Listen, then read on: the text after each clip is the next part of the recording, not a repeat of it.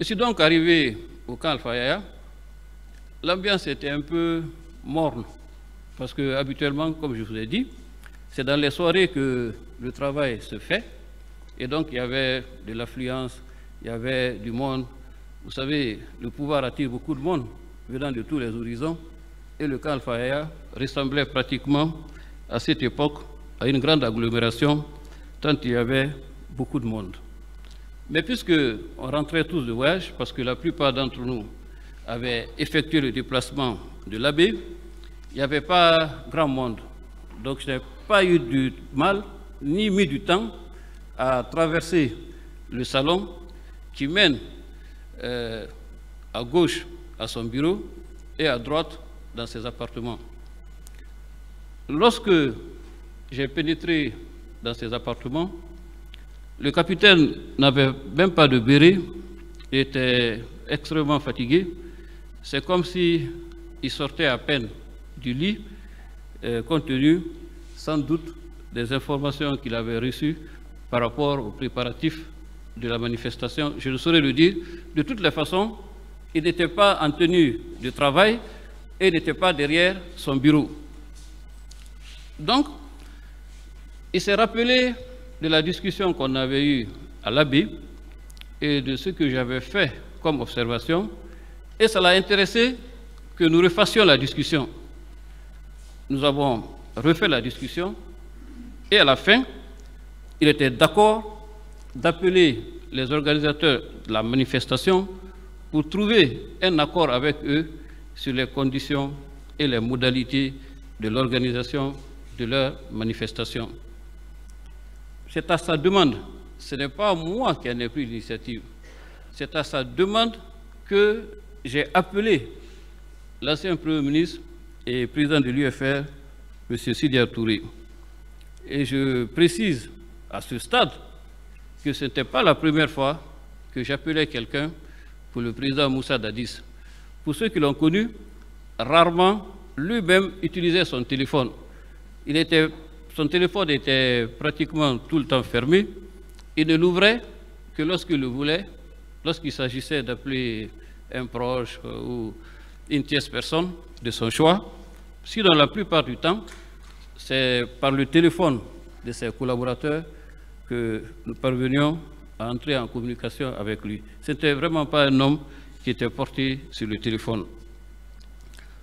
Donc j'ai appelé le président de l'UFR et je lui ai dit, ne quittez pas, je vous passe le président.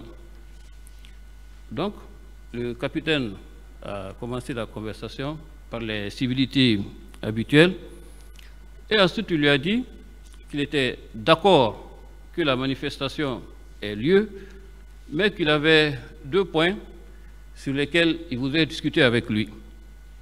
Le premier point, la date du 28 septembre. Il a estimé qu'à partir du moment où c'est une date historique qui est réservée à la mémoire des Guinéens comme étant une fête qui a permis de recouvrer la fierté ou de célébrer la fierté recouvrée, qu'il souhaitait que l'on épargne à cette date des conflits liés à des protestations, liés à des manifestations, et que, après le 28 septembre, n'importe quelle autre date du choix des organisateurs était agréée par lui pour faire leur manifestation. La deuxième chose qu'il a demandé, c'est de délocaliser la manifestation du 28 septembre vers le stade de Nongor. Si mes souvenirs sont bons, c'est parce qu'à cette époque-là, le stade du 28 septembre était en rénovation ou en tout cas accueillait des travaux en prélude à un match international qui devrait s'y dérouler. Dans tous les cas, il a souhaité que la manifestation n'ait pas lieu au stade du 28 septembre parce que ce n'était pas approprié pour la circonstance. Je saurai après que M. Sidya Touré a expliqué que l'heure était un peu tardive et qu'il aurait été difficile à une heure aussi tardive de la nuit de pouvoir discuter avec les co-organisateurs de la manifestation et les convaincre du report, parce qu'on n'était plus à quelques heures de la tenue de leur manifestation. Et la deuxième chose, il a voulu rassurer le capitaine Dadis que la manifestation sera pacifique et que de toutes les façons, ce qu'ils ont prévu dans leur programme, c'est de venir rencontrer les militants, prononcer un discours de circonstance et après repartir à leur domicile. Le capitaine a demandé encore de reporter à une autre date, à une date ultérieure, et de bien vouloir aller organiser la manifestation au stade de Nongo. Et puis, l'appel a été interrompu. Le capitaine m'a remis le téléphone pour rappeler encore M. Sidya Touré. Je l'ai rappelé. Ils ont refait la même conversation, dans les mêmes termes, face au même blocage. Et ensuite, le téléphone, une nouvelle fois, ne passait plus. Et quand le capitaine m'a redonné pour rappeler une seconde fois, M. Sidya Touré, le téléphone ne passait plus, bien sûr, parce qu'il était éteint. Donc, je n'ai pas voulu dire cela au capitaine pour ne pas l'énerver, pour ne pas créer un conflit avec M. Sidya Touré. Je lui ai simplement dit que le téléphone ne passe plus et qu'on va essayer d'appeler les autres organisateurs de la manifestation. On a essayé avec Silou, avec d'autres, mais coïncidence, aucun des téléphones ne passait. Et donc finalement, puisqu'on n'arrivait plus à joindre personne, à commencer par le premier interlocuteur, moi j'ai vu le président Dadis un peu déçu de n'avoir pas trouvé un accord, mais il y avait encore de l'espoir parce que je rappelle que malgré cette tentative qui n'avait pas abouti, le lendemain, il était question que les chefs religieux prennent la relève pour continuer les discussions avec les forces vives de manière à parvenir à un consensus.